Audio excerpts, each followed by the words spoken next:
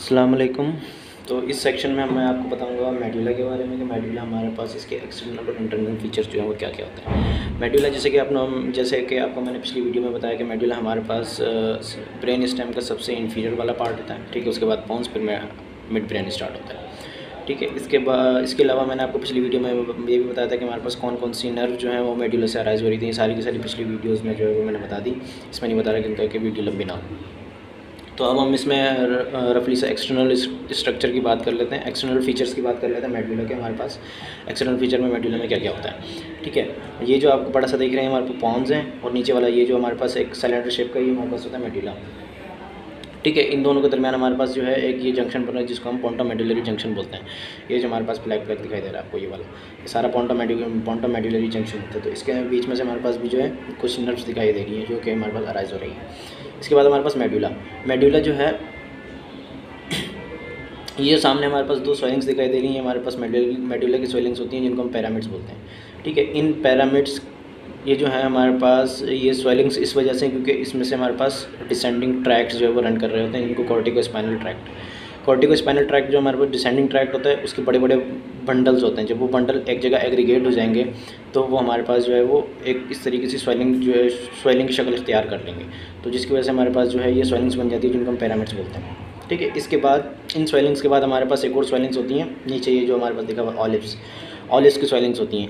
ये भी हमारे पास इन्फीरियर ऑलिवरी न्यूक्लियस की वजह से हमारे पास ये भी जो हमारे पास स्वेलिंग्स बन जाती हैं इन्फीरियर ऑलिवरी न्यूक्लियस की वजह से, ठीक है। इसके बाद हमारे पास जो है वो पोडंकल्स होते हैं, इन्फीरियर सेरिबेरल पोडंकल्स होते हैं, ठीक है।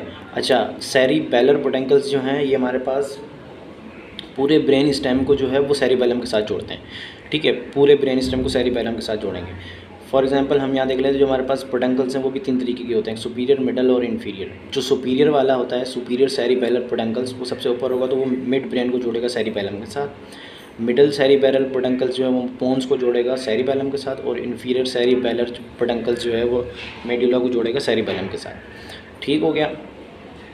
तो ये चीज़ जो है बहुत इंपॉर्टेंट है, ये वाइवा में पूछते हैं अक्सर टीचर्स, तो इस चीज़ को ज़रा ध्यान में बिठा लीजिएगा कि ये हमारे पास सेरिबेलर पोडंकल्स जो हैं क्या क्या होते हैं। एक हमारे पास सेरिबेलर पोडंकल्स हैं,